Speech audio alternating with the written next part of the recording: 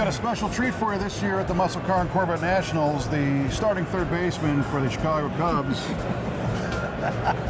and A-body restorer extraordinaire, Mr. Dan Vasic. Dan, good to see you. Hey, Kev, how are you? Good to see you again. Yeah. Appreciate it. This is nice because this helps you match your shirt and your hat and everything. Exactly. I got to represent the Cubs. I've been a loyal Cub fan since I was a little boy, so I just thought it'd be a good tribute to be here and represent. It's time. It's time. Yes. It's time. Well, speaking of winning performances, here we are at the Muscle Car and Corvette Nationals again. Yes. And today, we've got you in the Day 2 display.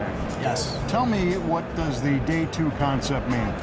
Day 2 is a pretty fascinating concept. When you bought your car in 1969, 1970, whatever year it was, the concept was you took it home, you showed it off to family and friends. Next day was Day 2, and that's when you started taking off the parts that weren't so cool, that were GM select parts. For example, the shifter, they weren't the best shifter maybe, so you wanted to put a different shifter in the car that performed better to the car. You wanted to put different tires and wheels and personalize the car to your own liking. So the concept became Day 2. And the second day of you owning the car, you took off the bad parts and put on some really cool aftermarket goodies that were available in that era. One thing I think is interesting is when we see a lot of restored cars that have like a steel wheel or something that's not very flashy, some of those cars were purchased new with the cheaper wheels, with the customer knowing that they were gone the next day. Exactly. And they were going to put a shiny set of Kragers on or something, so they didn't spend the extra money to buy the fancy wheels from the factory. Exactly. Those customers that bought those cars were very, I would say, frugal. Savvy, yeah. Because they knew exactly what they wanted, and what some of the things that GM offered wasn't exactly on their punch list. Sure. Well, so what's the difference between a Day 2 car and a car that just has a bunch of aftermarket parts on it? Well, Day 2 is period correct also. Okay. So you can't just go and buy a Krager that's produced today if you want to make it authentic and correct. Gotcha. You want to buy that Krager wheel that was produced when that car was built, or very shortly after, and that would make it very vintage. So some of these cars here were judged, and the judges were looking for factory correctness, such as that. And time period correctness. And time period correctness. You didn't want to have a tachometer that read 1997. You Gotcha. wanted a vintage tachometer that read whatever 1960 vintage tachometer it was. So is there a kind of a cutoff time period of when the parts aren't quite as authentic? You know, for example, we're standing in front of, this is a 66 GTO, 67? 66, yep. 66 GTO, so what's the latest on this particular car, that would be still considered authentic Day 2?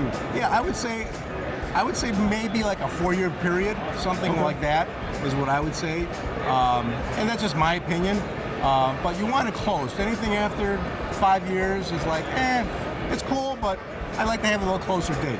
Right, and it becomes obvious that it's not like you're saying before, a 2010 electronic device or something. Yeah, and it's a whole period. It was a whole lifestyle. It was just, the things that were cool to that culture, and the colors, and the bling, and all the things that made the 60s and early 70s just kind of cool and special to the guys that have, and gals that have cars like this, like these cars. Very cool. Now, we've got a variety of different cars in this Day 2 display. Yes, we do.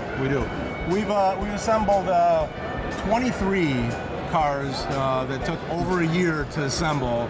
That's a lot of pecking and talking and texting and getting all these cars here. But there's everything from a V8 a Vega. That's a Yanko Vega. That's got some cool Day 2 parts on it, to anything as a psychedelic paint job as these two cars you see here. And then we've got some Baldwin Motion cars. We've got some cool Camaros. We got some Copo Camaros. So it was all about being brash, loud, and an image that we had. Now, would you consider a Yanko car to be a Day 2 car? Absolutely. If you wanted to take that Yanko and put some Day 2 parts on it, 100%, because we have living examples of them here today. But that one might even be kind of a gray area, because a Yanko really wasn't a assembly line produced car to begin with. Correct. I think it's your own stamp of approval. Whatever you as that owner wanted to do to that car, if you wanted to take those beautiful, yank the wheels off and put crackers on it, they did them. Yep. People did them. Very cool. And that's what we like.